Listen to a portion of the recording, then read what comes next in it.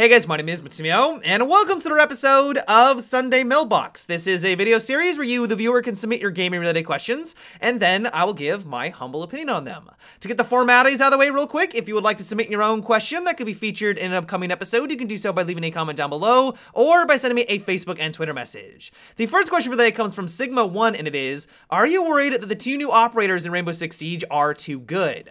Well, I can definitely say that they're great, but I don't think I'd go as far to say that they're blatantly overpowered. This does not feel like another Blackbeard situation. When Blackbeard was first released, he was clearly above and beyond all the other operators on offense. He was a must pick, like he'd be silly not to use him, and these guys don't feel anywhere near that powerful. Echo, for example, is hard to nail down how useful he's gonna be. Sure, right now everyone's using him because he's a brand new operator, he's a shiny new toy, but is that gonna stay true into the future? What I love about this guy is that his weapon is amazing. It's the MP5 SD, it's got access to the ACOG scope, it's a headshot machine with that low recoil, and while yes, it does have a suppressor on it reducing its damage, in general, I think at least the weapons that he has available to him are phenomenal. The thing is, though, is that if his gadget gets taken out, his drone dies, he basically becomes a worse Doc and Rook. He doesn't provide that much for your team.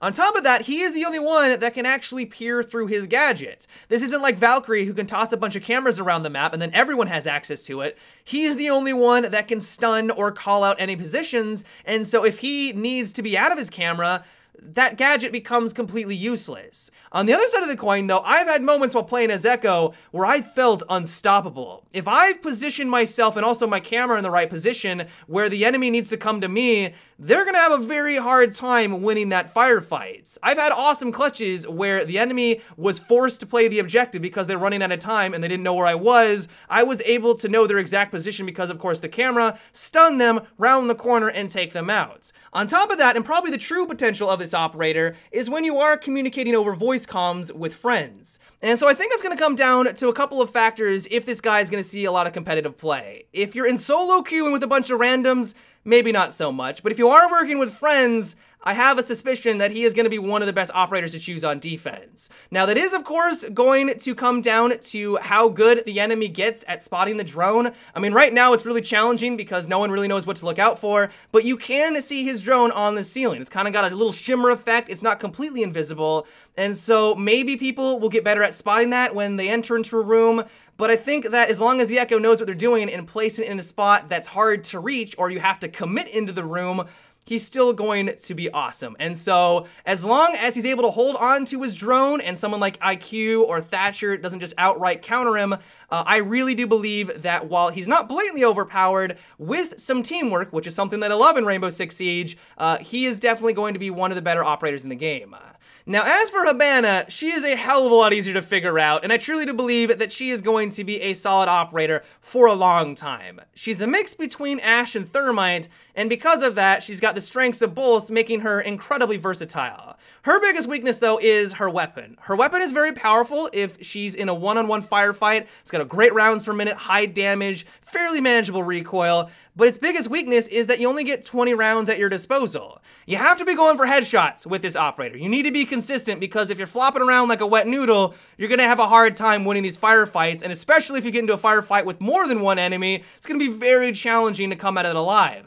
And so I think what I like about the balance of Havana is that while her gun is restricted because of that low magazine size, she makes up with it with her very versatile gadgets. Some people have been saying that she is gonna make Thermite and Ash obsolete, and I don't think that's going to be true. Thermite is still absolutely going to have his place in Rainbow Six Siege, especially if you use him in tandem with Havana. The enemy's going to have a nightmare defending that objective room.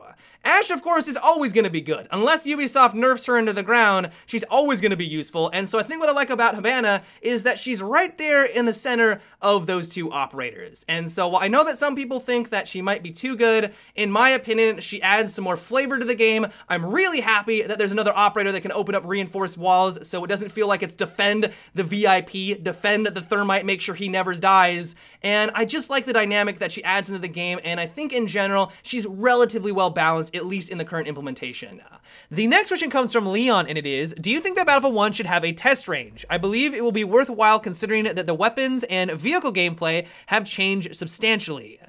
I would love to have a test range. I am right there with you on this one, but I don't think that it's ever going to happen. If I remember right, a couple of months ago, now I might be wrong, my memory might be fuzzy here, but I remember a DICE employee announcing that they're not going to be bringing one into Battlefield 1 because no one was using the Battlefield 4 version. If you guys ever played that game, you would know that if you wanted to, there was this island, this test island that you could log into and test out your weapons, fly around in a jet, get accustomed to the controls, and no one was using that. I have a feeling that most people either didn't know it was there, or they would just kind of go into a normal game to practice their guns that way against normal targets. And so I'm assuming what happened is that DICE ran the numbers, they figured out that only a very small subset of the community was even taking advantage of it, and so they just decided, hey, why spend all this time and money on building an infrastructure that no one's really going to be using? Let's spend our resources somewhere else where more people are going to get enjoyment out of it. And so while I'm right there with you, I would love to have a test range. I can understand why DICE didn't do this, and I think it's for this reason why we should not be expecting this for Battlefield 1. The next question comes from Adam's Apple, and it is, do you think that the attacking team in Rainbow Six Siege should be able to see their drone screen in the top left-hand corner? That would be a gigantic buff to the attacking team. I'm assuming what you mean is that you're running around as a normal operator, you got your gun out, and your drone that you position somewhere on the map, you can actually see its display in that top left-hand corner, so if an enemy waltzes on over or you've hidden it into the objective room, you know the exact position of where they are, but you don't even have to be in the drone. That would be a disgusting buff for the offensive team, and I would never expect this to be added into Rainbow Six Siege. It would really change the way that we play the game. First of all, it would lessen the role of teamwork. You would not need to have your friend drone on into the room to scout it out and let you know where the enemy is, because you can basically just do that yourself by hiding your drone in a sneaky spot. You no longer have to be scared by getting into a room and not knowing if someone's there because your drone is doing all the work for you. I mean, sure, you could have droned it in just a couple of seconds before, but even then, you still have to jump out of the drone and then do the work normally. You don't have this little cheat sheet in the left-hand corner giving you all of this intelligence. I mean, it would just be like, this would be disgusting. I mean, maybe you guys like this idea. I could be in the minority here. But this really would be a game changer. It would completely change the way that we attack on offense. Of course, there'd be more of a reliance on drones, which I guess is one nice aspect, but I think that's too much power. Now, I guess I might be okay with it if this is a brand new operator and this is what he brings to the table. This is his shtick. This is kind of his unique aspect of that class. But even then, I'm not exactly sold on the idea as well. And so I'd like to know what you guys think about this. Am I in the minority with this idea? Do you think that it would be amazing to have this feature added into Rainbow Six Siege? It may not even be possible. I mean, it may not even be technically possible to have two screens rendering at the same time and also maintaining a frame rates. I'm not a developer, so I could be wrong with this, but that is one thing that kind of stuck out to me. But would you like to have a new operator that had this capability, or do you think this should be available to all operators? I'm not really sold on the idea. I think it'd be too powerful, but let me know your guys' thoughts down below.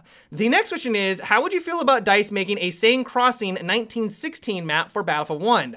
The past Battlefield games brought back maps from the past, and I figured Seine would make sense.